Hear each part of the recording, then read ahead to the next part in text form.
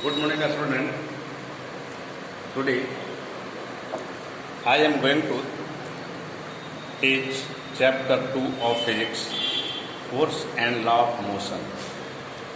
Previous video में हम लोग स्टडी किए थे गैलीलियो कंसेप्ट के बारे में कि मोशन के रिस्पेक्ट में गैलीलियो का क्या कंसेप्ट है। ऐसे के आधार पर हम लोग इनर्शिया के बारे में स्टडी किए थे।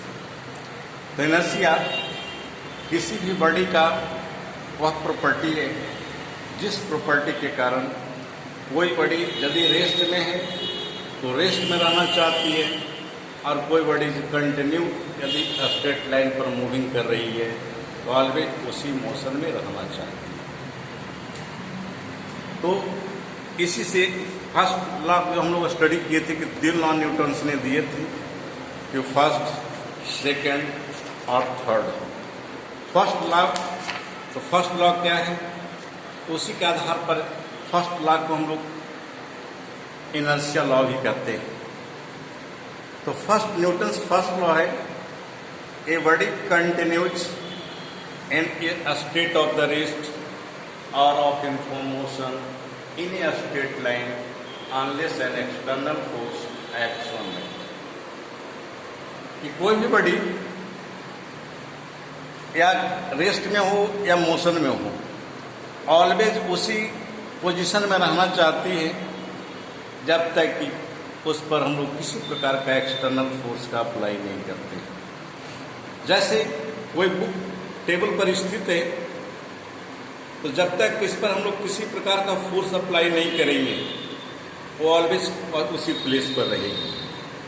जब उस पर हम लोग किसी प्रकार का फोर्स अप्लाई करते हैं तब तक वो दूसरे पोजीशन उसका चेंज होता है। ये तो रेस्ट के लिए था, लेकिन मोशन के लिए है कि जैसे कोई बॉल को हम रोल करते हैं, तो इस फर्स्ट लॉ के आधार पर वो बॉल को ऑलवेज रोल करते रहना चाहिए था, लेकिन एक्चुअली ऐसा होता नहीं। तो ऐसा इसलिए नहीं होती है कि जब बॉल अर्थ सरफेस पर मूव करती है, रोल करती है, तो अर्थ का भी उस पर एक फ्रिक्शनल फोर्स एक्ट होती है। दूसरा होता है बॉल की मोशन के अगेंस्ट एयर का भी उसको रेसिस्टेंस मिलती है, उसको एयर भी रोकती है और जिस कारण से बॉल कुछ दूर जाकर रुक जाती है। यदि सरफेस को फ्रिक्शन लेस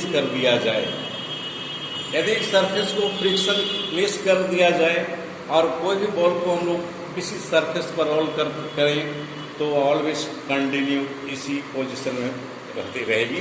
दैट मीन्स वो मूव करते रहेगी। इस आधार पर तो रेस्ट के लिए हम लोग यहाँ पर कुछ एग्जाम्पल देखते हैं कि रेस्ट के आधार पर इनर्शिया ऑफ द रेस्ट का कुछ एप्लीकेशन है और जिसका हम लोग यूज किस प्रकार से करते हैं, और ऐसे जनरली क्वेश्चन इसका भी रिवीजन करके आता है।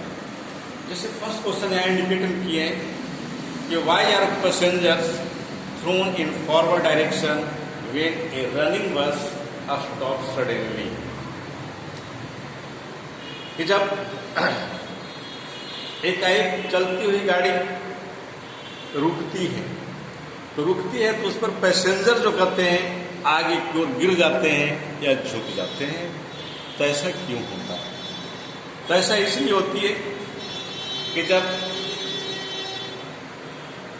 गाड़ी मूव कर रही है वो मोशन में है, गाड़ी मूव कर रही है तो मोशन में है, और उसके साथ साथ उस पर हम लोग बैठे हैं या खड़े भी हैं, जो भी हैं, खड़े रहें या बैठे रहें, बस के साथ साथ हम भी मोशन में हैं। तो जब एकाएक करता एक बस ब्रेक लगाती है या रुकती है तो हमारा मोशन क्या था, फॉरवर्ड डायरेक्शन की ओर थी, जो कि ऑलवेज हम लोग फॉरवर्ड डायरेक्शन में मूव कर रहे हैं। लेकिन जब कहता है कि गाड़ी एकाएक रुक जाती है तो वह तो रेस्ट पोजीशन में चली आई, लेकिन वह बॉडी का पार्ट जो बस के कांटेक्ट या गाड़ी के कांटेक्ट में नहीं रहा, वो रेस्ट पोजीशन में रहना चाहती है। और रेस्ट पोजीशन में रहने के कारण उसका मूवमेंट फॉरवर्ड डायरेक्शन में होती है। इसलिए बस को रुकते ही या गाड़ी को रुकते ही कहता आदमी या पैसेंजर जो भी है आगे को फॉरवर्ड डायरेक्शन में जाते हैं, गिर जाते हैं। सेकंड है, why do passenger tends to fall sideways when bus takes a sharp turn. जब ऐसे जनरली हम लोग प्रैक्टिकल वे में देखते हैं कि जब हम लोग किसी बस से सफर करते हैं तो एक बस से सफर करते हैं और जब एक टर्न लेती है बस, तब उस स्थिति में हम अपने वो करता है कि साइडवेज अपना मूव करते हुए जाते हैं या सपोर्ट खोजते हैं उस स्थिति में। तो ऐसा इसलिए होती है कि जब बस किसी स्ट्रेट पाथ पर मूव कर रही है तो उस पर हम लोग जो सफर कर रहे हैं, जो भी पैसेंजर हैं, वो भी करता है कि उसके डायरेक्शन में ही मूवमेंट में है। जो ही साइड में करता है कि वह एक बस जब करता है कि टर्न लेती है तो चूंकि हमारा डायरेक्शन चेंज हो जाती है, लेकिन बॉडी का वह पार्ट जो हमारी बॉडी को बस के कांटेक्ट में नहीं थी, ये अपने प्रीवियस डायरेक्शन में ही जाना चाहती है और जिस कारण से बस को टर्न लेते ही हम लोग साइड वे में होना चाहते हैं। नेक्स्ट है कि why do passengers in bus tends to fall backwards when it start suddenly. अब यहाँ रेस्ट के कारण है, कुछ यहाँ प्रीवियस में हम लोग दो एग्जाम्पल जो देखी वो मोशन के कारण। यहाँ हम लोग इस एग्जाम्पल में कि why do passengers in a bus tends to fall backward when it start suddenly, कि जब कोई बस एकाएक खुलती है, रुकी हुई है, एकाएक जब स्टार्ट होती है तो उस पर पैसेंजर्स जो भी हैं वो पीछे की ओर झटका खाते हैं, पीछे की ओर गिरने की टेंडेंसी में आ जाते हैं। तो ऐसा क्यों होता है?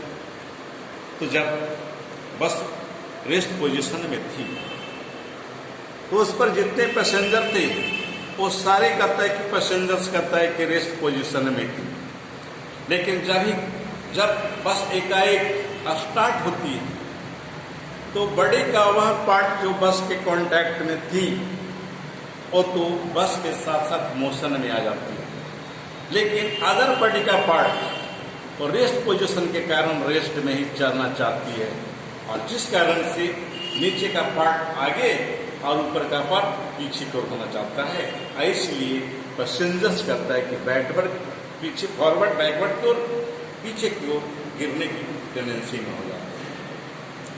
नेक्स्ट है, why does a passengers jumping out rapidly moving बस fall forward with his face downwards if it does not run. ऐसे जनरली हम लोग प्रैक्टिकल में भी देखते हैं कि चाहे बस हो या ट्रेन हो, मूविंग कोई भी व्हीकल हो, जब हम बाहर को जंप करते हैं तो व्हीकल के डायरेक्शन में जो डायरेक्शन में मूव कर रही है उसी डायरेक्शन में थोड़ा दूर दौड़ जाते हैं। यदि ऐसा नहीं करेंगे तब क्या होता है, वही फेस के बल हम लोग नीचे जमीन पर गिर जाते हैं। ऐसा इसलिए होती है कि एकाएक जब हम लोग मूविंग बस से या मूविंग व्हीकल से हम लोग बाहर को जंप आउट होते हैं, बाहर कर कूदते हैं, अर्थ पर पैर पड़ते ही वह तो रेस्ट में चली आई, लेकिन बॉडी का अपर पार्ट जो मोशन में होती है वो मोशन में रहना चाहती है और जिस कारण से हमारा पैर रेस्ट पोजीशन में आ गया, अपर पार्ट आगे को रह जाती है और जिस कारण से पैसेंजर फॉरवर्ड डायरेक्शन में आगे को फेस के बल गिर जाता है। तो ये सारे कहता है कि कुछ रीजन्स थे, इस पर कहता है कि और बहुत सारे रीजन्स हैं जो कुछ रीजन्स करता है कि रेस्ट पोजीशन के कारण है, कुछ मोशन के कारण है, जो तुम लोग इसको स्टडी कर लेना सब गिवन है बुक में। और आज हम लोग यहीं तक क्लास करते हैं। नेक्स्ट हम लोग स्टडी करेंगे Newton second law of motion. आज एंड करते हैं, नेक्स्ट टाइम।